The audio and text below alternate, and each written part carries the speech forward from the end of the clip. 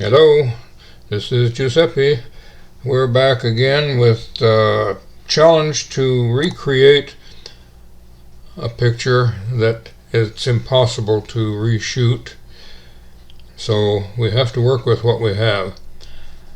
Our goal is to move the person that's on the right closer to the person in the center. To do that, go up here to Image and choose Recompose, because that's literally what we're going to be doing, is recomposing the picture since we can't reshoot it. Alright, you might notice the marching ants all around the edges of the image and little buttons here on the left, right, top and bottom in the center, and we'll get into what they're for in just a little while.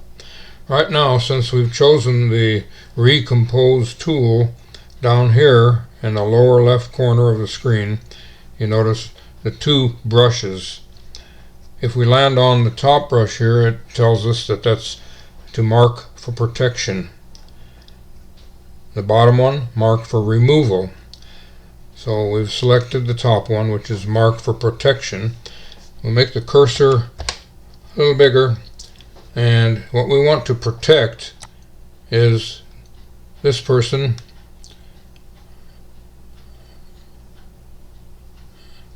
and what we want to protect on the right side is this person.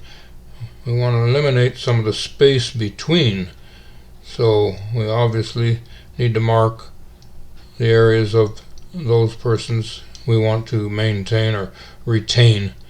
So alright, now we'll choose the other brush that's for removal. Come over here with it's about the right size cursor, and we're just going to paint right up here like that. Eliminate anything that's red, we hope to eliminate. Alright, next we're going to go over here to this little button on the right side, in the center of the right side, and when the cursor lands just right on it, like that, it turns to the little double arrow. I'm going to left click and slowly drag to the left. Now watch what happens. And if you go too far, obviously you gain distortion, and we don't want to do that, but we want to get as close as we can. Now it started to get to the point where it would distort some, so I think we'll stop right there. Release the left click, click the green arrow down here to accept, and it recomposes the picture, changing all the pixels to present this picture instead of the one where this person was on the right further. Alright, and then we can do a real quick crop here to eliminate any areas we don't want. I think we don't need all this area at the top, and you can notice how it distorted some of the light fixtures there by squashing them together, but fortunately we're able to crop them out, leaving a little space at the top, and that looks pretty good. So we'll hit the green arrow to accept,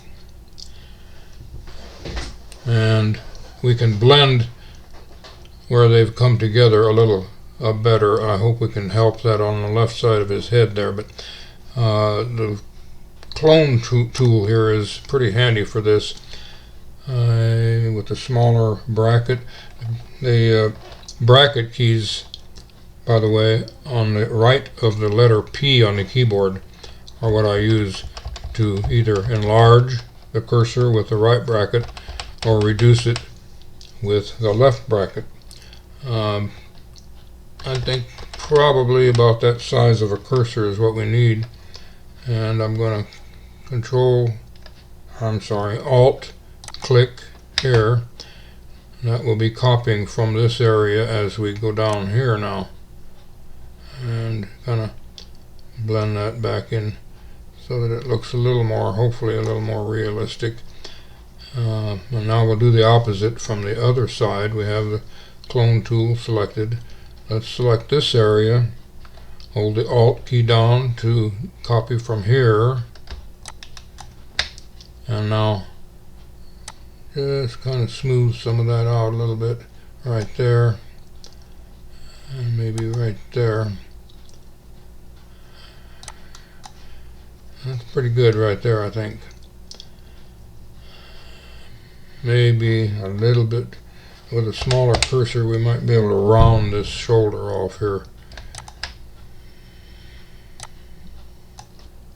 like that.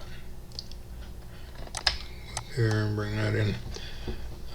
Obviously this would take a little more time to smooth out like we would want it. I don't know if we can help the area on the left side of this person's face or not with cloning, so I will try it right now. Left click with the Alt key down and go alongside his head here to make this a little more realistic.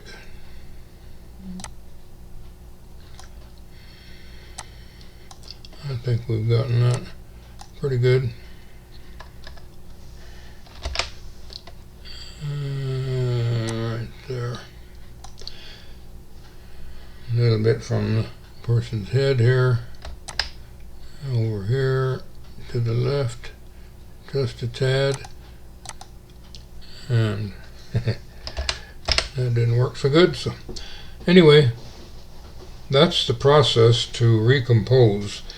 You select the areas you want to preserve, you select the areas you want to eliminate, you move in from one side or the other, top or bottom, whichever, depending on the picture, and go from there. Obviously more time is needed to tone this up a little bit.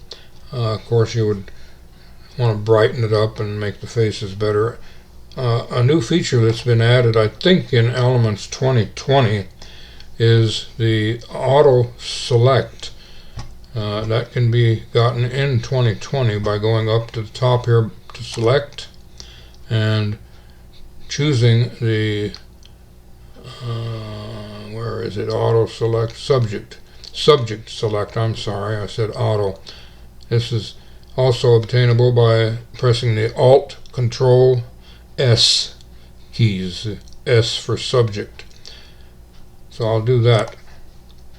Alt, Control, and S keys. Watch the subjects now. Automatically they're pretty well selected. Obviously it's not perfect, so then you have to go around and adjust your selection better. To do that, choose the, I'm going to go in and get my selection tool up there at the top. Come over here, and when I hold the Alt key down, notice it changes to a minus, and there it's a plus when I let it up. So we want the minus, so I hold the Alt key down and push this in where it needs to be. Here's some hair outside the hair of this lady that needs to go back in, and right here, and right here maybe, right here, and along her shoulder. And of course you let go of the key and go back where you want to from the inside, just to get the area you need to be selected. Alright, that's an approximate selection there. Let's make a larger cursor and push the marching ants down to the bottom here, all along the bottom. So we've got a rough selection made for the demo anyway, just to show you what I would like to do. Before we go any further, I want to try to do something with this guy's cauliflower ear here. Get some of that. I don't know what that is in the background, but it blends with his ear. Okay, we've selected the subjects in the foreground, but we want to affect the background. How do we do that? Well, we have to inverse the picture. So if I hold the Control key and the Shift key along with the I for inverse down, it selects the background instead of the foreground. So now whatever we do will affect what's behind the subjects rather than them. So I'm going to choose filter and blur and Gaussian blur, and you see what that does to the background. It's set about 9 pixels, and that's probably just about right. If I go further to the left with that slider, you see them come in sharper in the background, and of course it gets just the opposite. If I go too far to the right, it goes all the way to a blur. I think we'll leave some of the background identifiable as for the locale, but so that some of the people are not quite so sharp as the foreground people. I'll call that good. Hit the OK to accept. Now the Control D will deselect for us and get rid of the marching ants. And with little work needed to be done yet, you get the idea of the Recompose tool. You can move items or people closer together when the opportunity presents according to how the picture is taken. If there's a space between the subjects, that makes it much easier. It's not possible with every picture, but with this one it could work pretty well.